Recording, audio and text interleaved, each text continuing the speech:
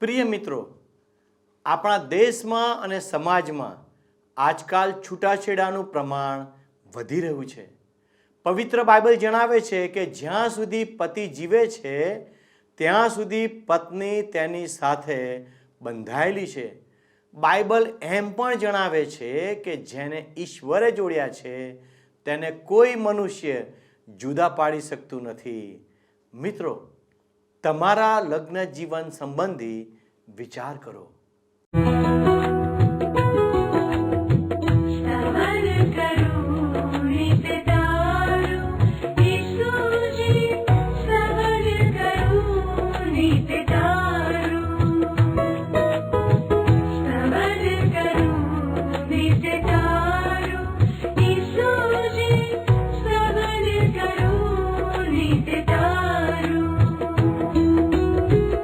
आज सवारे साध सुनी तऊ महिमा करूं प्रभु तारो,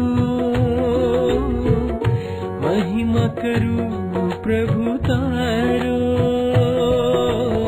स्तवन करूं नित्य तारो.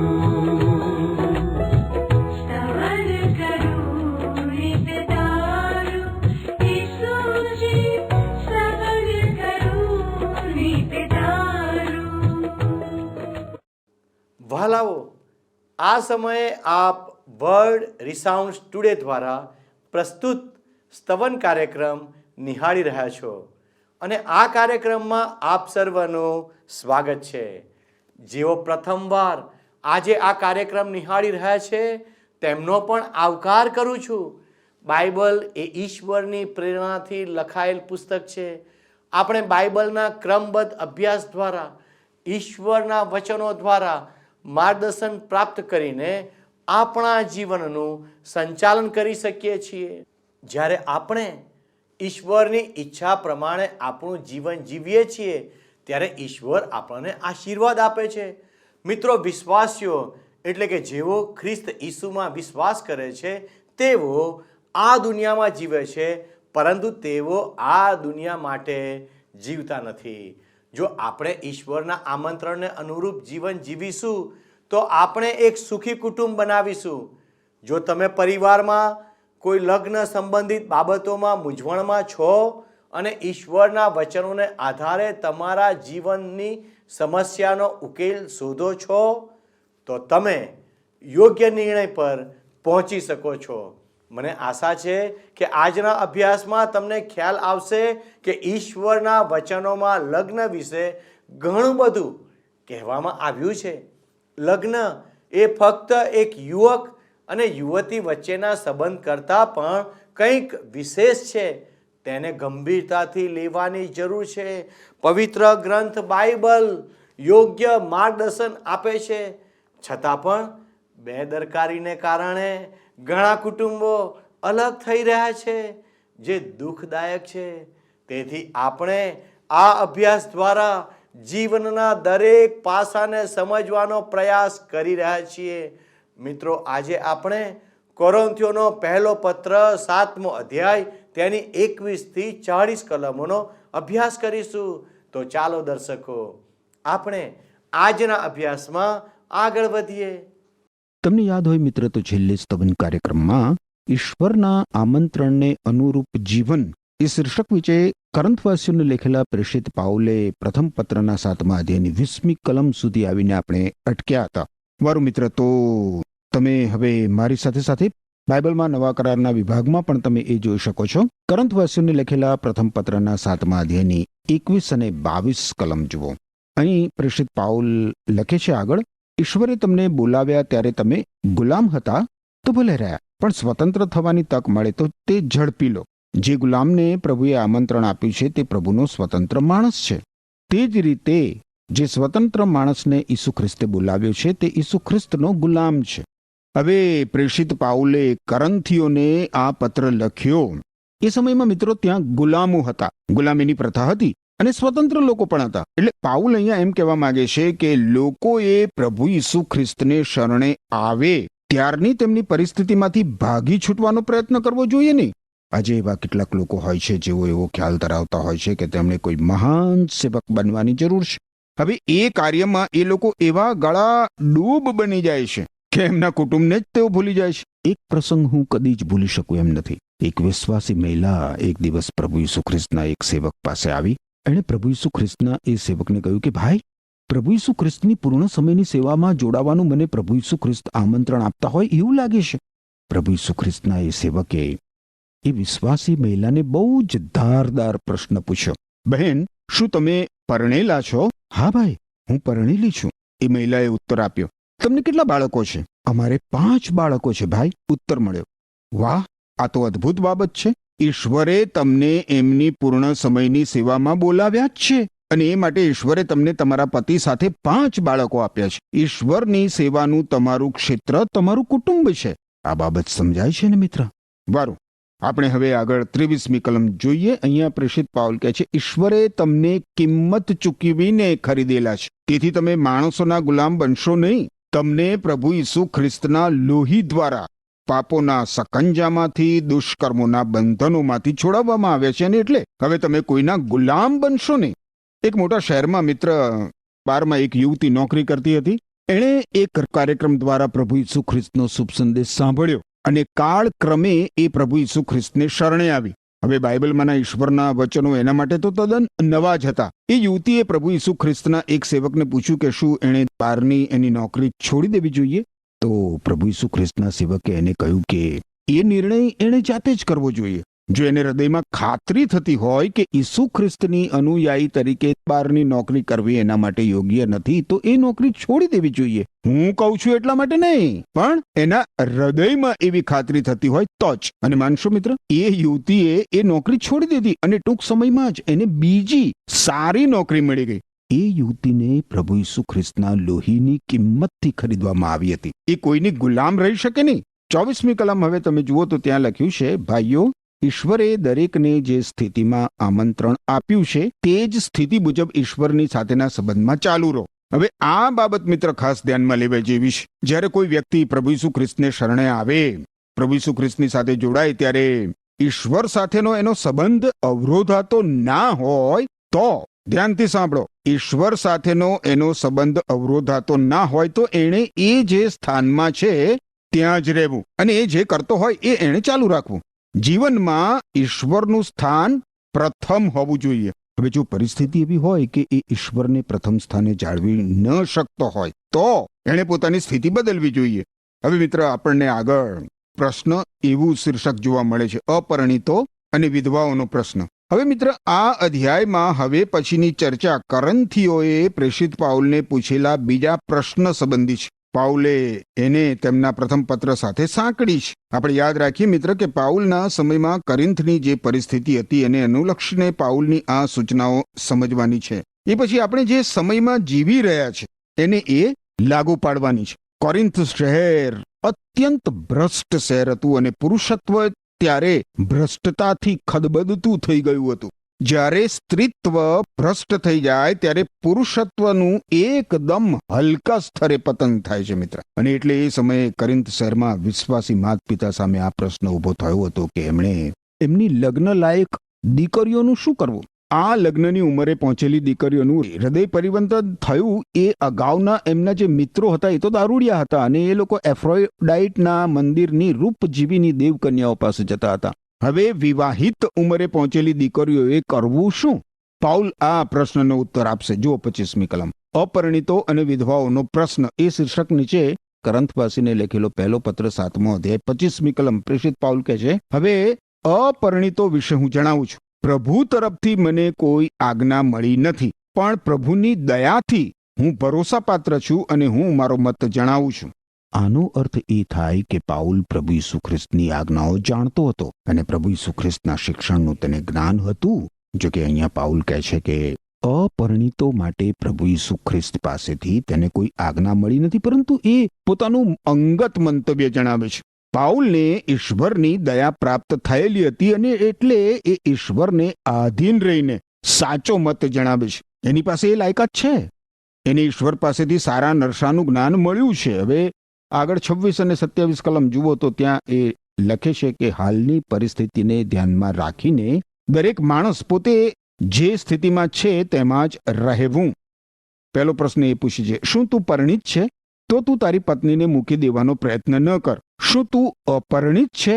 તો પછી પત્નીની આશા ન રાખ.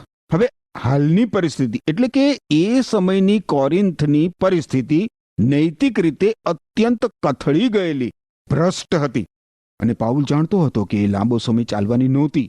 હવે જુઓ પાઉલ શું કહે છે, હાલની કથળેલી પરિસ્થિતિમાં, આવા મુશ્કેલ સંજોગોમાં તમે પ્રભુ ઈસુ ખ્રિસ્તને શરણે આવ્યા છો ને, એટલે જો તમે પરણેલા હો તો તમારી પત્નીને કે તમારા પતિને વળગી રહો. જો તમારી પત્ની કે તમારો પતિ પ્રભુ ઈસુ ખ્રિસ્તને શરણે આવ્યા ના હોય તો પણ એનો ત્યાગ કરશો નહીં. જો તમે અપરિણીત હો તો હાલની ભ્રષ્ટ પરિસ્થિતિમાં ખતરનાક અનૈતિકતા રાજતી હોવાના કારણે તમે અપરિણીત રહો એ વધારે ઉચિત છે. પાઉલ કહે છે કે એના મત પ્રમાણે એને આ બાબત વધારે યોગ્ય અને ઈચ્છનીય લાગે છે.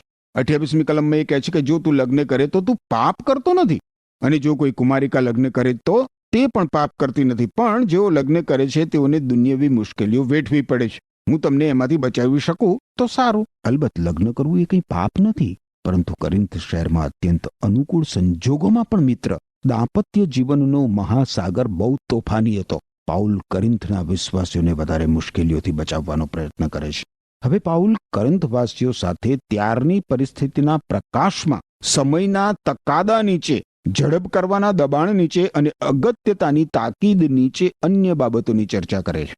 પાઉલ હવે એવી 5 બાબતો રજૂ કરે છે મિત્ર કે જે આવશ્યક છે, અનિવાર્ય છે અને માનવીના આ દુનિયામાં થતા સર્વસામાન્ય અનુભવોમાં એ છે.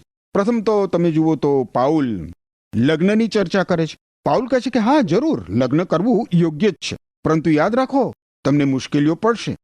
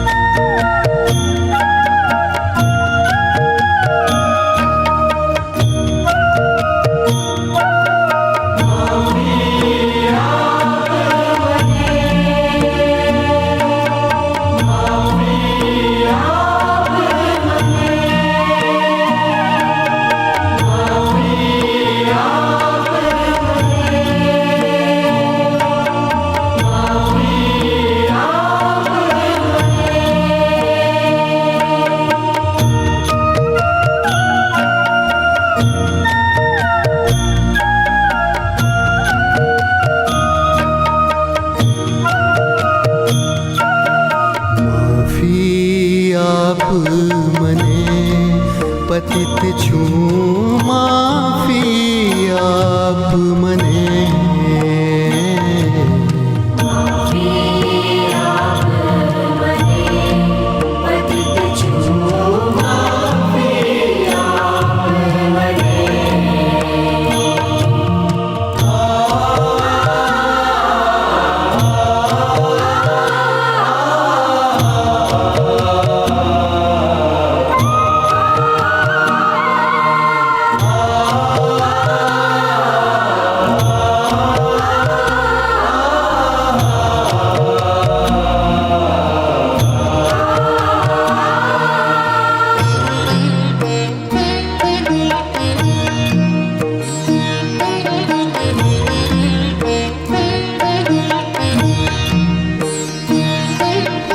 ભટકી ગયો છું, દૂર સુદૂર હું, ઉગારજે મુજના.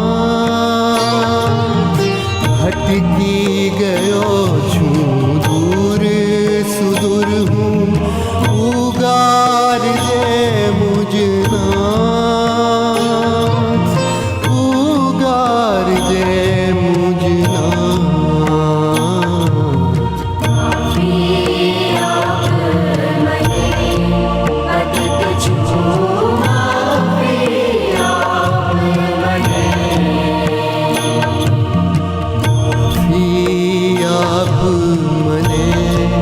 પતિત છું, માફી આપ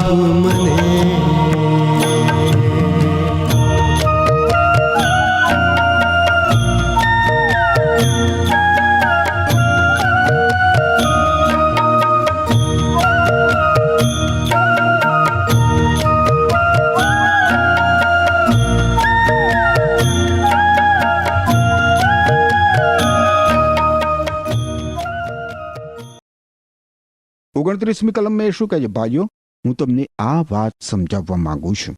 હવે વધુ સમય રહેલો નથી. આથી લગ્ન કરનારાઓએ તેમણે જાતે લગ્ન ન કર્યું હોય તે રીતે, રુદન કરનારાઓ તેઓ જાણે કદીએ દુઃખી હતા જ નહીં તે રીતે, વગેરે વગેરે. હવે અહીંયા પાઉલ કરંથવાસીઓને એમ કહેવા માંગે છે કે પરિસ્થિતિ અને સંજોગોના તણાવ હોવા છતાં એમણે એમના જીવનોમાં ઈશ્વરને પ્રથમ સ્થાને રાખવા જોઈએ. લગ્ન જીવનમાં પણ પ્રથમ સ્થાન જીવનસાથી કે જીવનસંગીનીનું નહીં, ઈશ્વરનું હોવું જોઈએ. 30મી કલમમાં શું કહે છે પ્રેષિત પાઉલ? રુદન કરનારાઓએ તેઓ જાણે કદીએ દુઃખી હતા જ નહીં તે રીતે, જેઓ ખરીદી કરે છે તેઓ જાણે કદી કશું ખરીદીને માલિક બન્યા ન હોય તે રીતે. રુદન કરનારાઓએ તેઓ જાણે કદી દુઃખી હતા જ નહીં તે રીતે રહેવું. શું તમે મિત્ર તમારા જીવનમાં આવેલી કોઈ દુઃખદ ઘટનાને કે કોઈ અસહ્ય બનાવને કે નુકસાનને ઈશ્વરની સેવા ભક્તિ કરવાથી તમને અવરોધવા દેશો? આનંદ કરનારાઓએ આનંદ નહીં કરનારની જેમ રહેવું.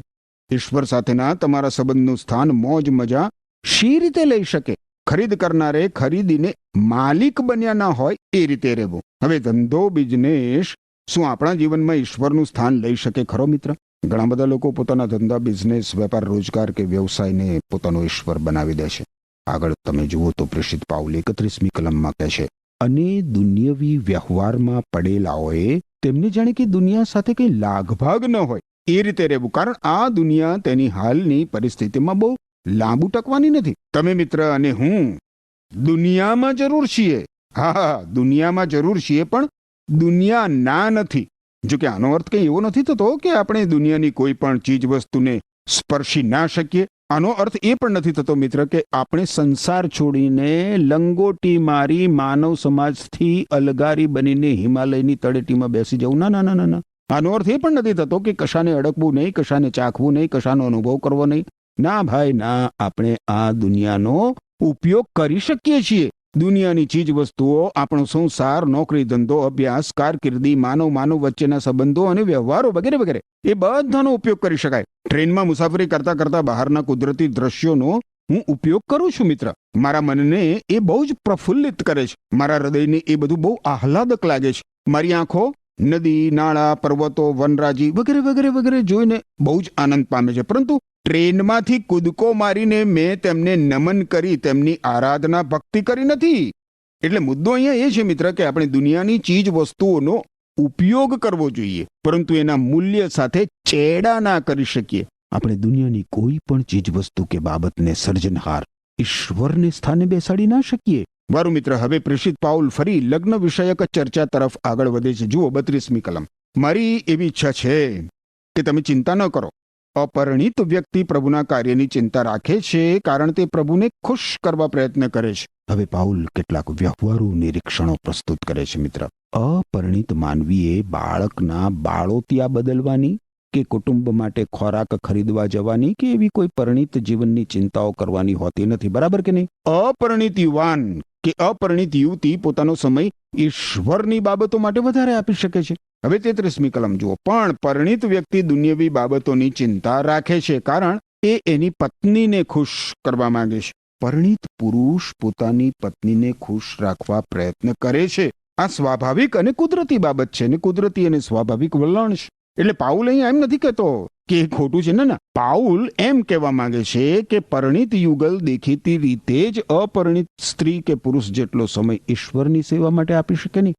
હવે આગળ પાઉલ જુઓ તમે 34 થી 38 કલમોમાં શું કહે છે. આમ તે બે દિશામાં ખેંચાય છે. અપરિણિત સ્ત્રી અથવા કુમારી પ્રભુના કાર્યની ચિંતા રાખે છે, કારણ તે શરીર તથા આત્મા બંનેનું અર્પણ કરવા માંગે છે. પણ પરિણિત સ્ત્રી દુનિયાવી વાતોની ચિંતા રાખે છે, કારણ તે તેના પતિને ખુશ કરવા માંગે છે, અને મદદરૂપ થવાને માટે જ આ વાતો હું જણાવું છું. હું તમારા પર કોઈ નિયંત્રણ મૂકવા માંગતો નથી, પણ જે સાચું અને યોગ્ય છે તે તમે કરો અને વગર શરતે પ્રભુની સેવામાં સંપૂર્ણપણે અર્પિત થાવ. એટલા માટે હું કહું છું, સગાઈ કરેલ યુગલ લગ્ન ન કરવાનો નિર્ણય કરે તો તેઓને માટે હું આ બાબત જણાવું છું. જો યુવાનને એમ લાગે કે તેની સાથે સગાઈ કરેલી યુવતી સાથે તે યોગ્ય વ્યવહાર કરતો નથી અને તેની વાસનાઓ પ્રબળ હોવાથી લગ્ન કરવું પડે તેમ છે, તો પછી તેઓએ લગ્ન કરવું. આમ કરવામાં કંઈ પાપ નથી. પણ જો કોઈ યુવાનને આમ કરવામાં કંઈ દબાણ લાવવામાં ન આવે અને લગ્ન નહીં કરવાનું તેણે નક્કી કર્યું હોય અને સંયમ રાખી શકે અને પોતાના નિર્ણયમાં દ્રઢ હોય તો પછી તેની સાથે સગાઈ કરેલી યુવતી સાથે તે લગ્ન ન કરે તો સારું. આમ સગાઈ કરેલ યુવતી સાથે લગ્ન કરનાર સારું કરે છે અને લગ્ન નહીં કરનાર ઉત્તમ કરે છે. તમે જુઓ મિત્ર, પ્રેષિત પાઉલ અહીં એ સ્પષ્ટ કરે છે કે આપણા જીવનમાં ઈશ્વરને પ્રથમ સ્થાન આપવું એ જ મહત્વની વાત છે. દાંપત્ય જીવનમાં દરેક વ્યક્તિનું એ જ ધ્યેય હોવું જોઈએ અને એ જ નિર્ણાયક પરિબળ હોવું જોઈએ. તમે જે હો એ મિત્ર, તમે ગમે તેટલા ધાર્મિક કે આત્મિક વ્યક્તિ હો, પરંતુ જો તમે તમારા વિવાહિત જીવનમાં ઈશ્વરને પ્રથમ સ્થાને મૂકતા નથી તો તમારું દાંપત્ય જીવન આદર્શ વિશ્વાસી લગ્ન જીવન નથી. હવે તમે જુઓ આગળ 39મી કલમમાં પ્રેષિત પાઉલ શું કહે છે? પતિ જીવંત હોય ત્યાં સુધી પરણેલી સ્ત્રી સ્વતંત્ર નથી, પણ પતિના મૃત્યુ પછી પોતાની પસંદગી મુજબના માણસ સાથે લગ્ન કરવાને તે સ્વતંત્ર છે. અલબત્ત એ મહિલા વિશ્વાસી પુરુષ સાથે લગ્ન કરી શકે. હવે આપણે મિત્ર 7મા અધ્યાયની છેલ્લી કલમ એટલે કે 40મી કલમ જોઈએ. પ્રેષિત પાઉલ કહે છે કે જો તે વિધવાવસ્થામાં જ રહે તો તે વધુ સુખી થશે. આ મારું મંતવ્ય છે અને હું માનું છું કે ઈશ્વરનો પવિત્ર આત્મા મને એ વાત જણાવે છે. અલબત્ત તમે જુઓ, પાઉલ ફરીથી અહીંયા એ સ્પષ્ટ કરે છે કે આ એનું મંતવ્ય છે, આ એની સલાહ છે. પણ અગત્યની વાત એ છે કે ઈશ્વરની સેવા કરવી, જીવનમાં ઈશ્વરને પ્રથમ સ્થાન આપવું. વ્યક્તિ જો પરિણિત હોય તો પણ તેના જીવનમાં ઈશ્વર પ્રથમ સ્થાને હોવા જોઈએ. દુર્ભાગ્યે એવા ઘણા બધા વિશ્વાસી યુગલો છે જેમની સરાહના કરી શકાય અને જેઓ તન મન અને ધનથી એક છે, પરંતુ એમણે પોતાના લગ્ન જીવનમાં ઈશ્વરને પ્રથમ સ્થાન નથી આપ્યું. વિવાહિત જીવન નક્કી કરવા માટે તમારા વિશ્વાસી મિત્રો શું કહેશે કે સમાજ શું કહેશે એનો ખ્યાલ રાખવો એ સૌથી અગત્યની બાબત નથી. જે પ્રશ્ન તમારે તમારી જાતને પૂછવો જોઈએ મિત્ર, એ તો એ છે કે મારા જીવનમાં મારે ઈશ્વરને કઈ રીતે પ્રથમ સ્થાન આપવું જોઈએ. વારું મિત્ર, આપણે હવે કરંથવાસીઓને પ્રેષિત પાઉલે લખેલા પ્રથમ પત્રના 8મા અધ્યાયમાં પ્રવેશ કરીએ. 8મા અધ્યાયમાં આપણે જોઈશું તો પ્રેષિત પાઉલ મુખ્યત્વે મૂર્તિઓને ચઢાવેલા ખોરાક વિશે ચર્ચા કરે છે. વિશ્વાસીને કેવી છૂટછાટો છે એ વિશેનો આ વિભાગ છે.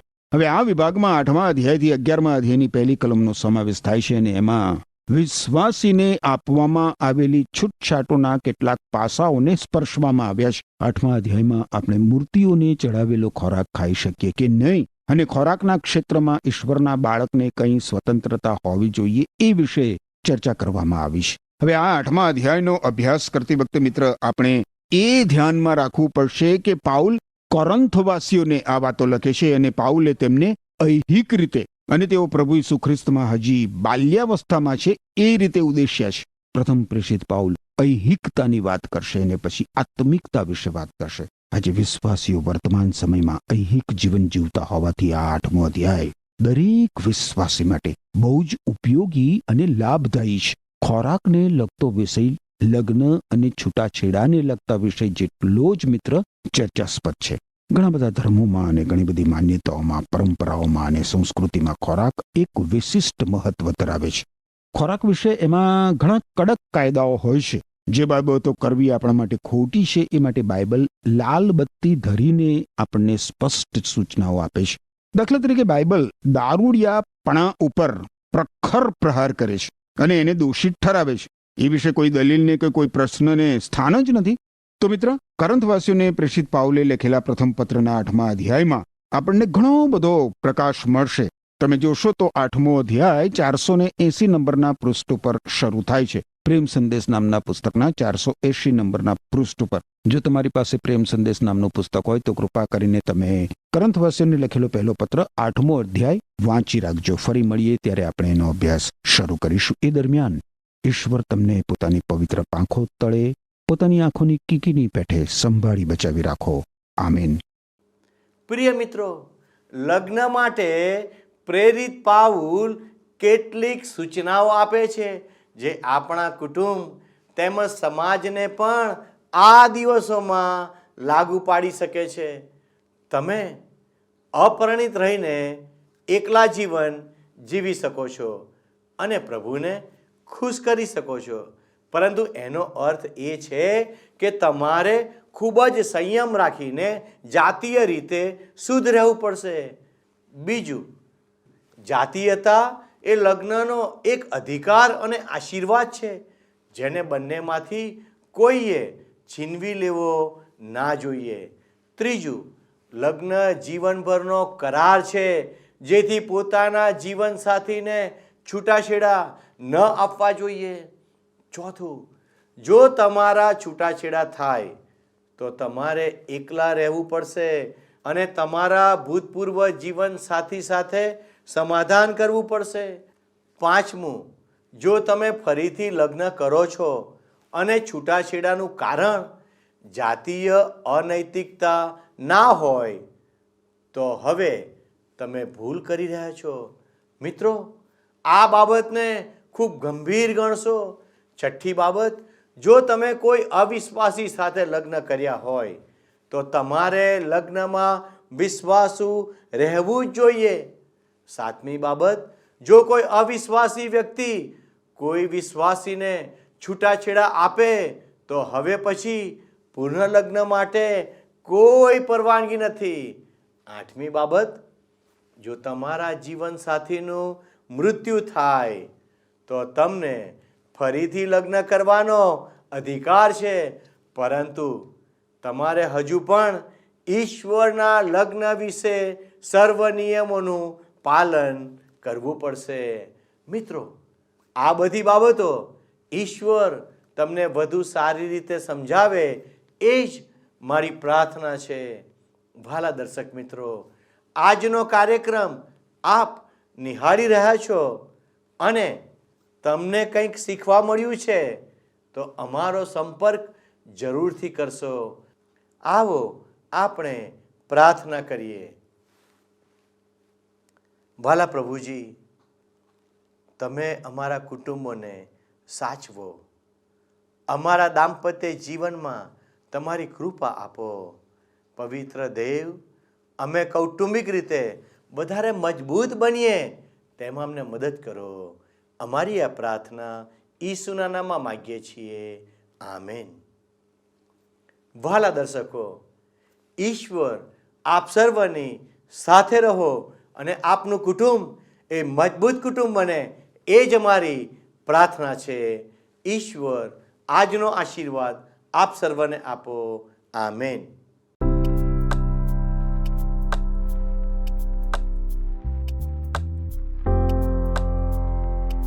મિત્રો, ગત પ્રશ્નોનો જવાબ છે ગુલામ.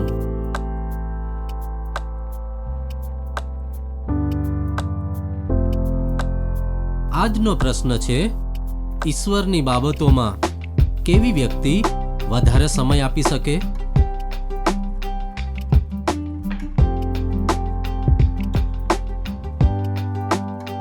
જવાબ આપેલ સ્ક્રીન પર દર્શાવેલ વોટ્સએપ નંબર પર આપવાનો રહેશે. કાર્યક્રમ દરમિયાન પૂછેલા પ્રશ્નોનો સાચો જવાબ આપનાર વિજેતાઓના નામ દર મહિનાના પ્રથમ સોમવારે જાહેર કરવામાં આવશે.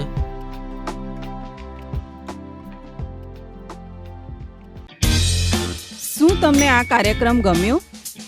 અત્યારે જ અમને મિસ કોલ કરો.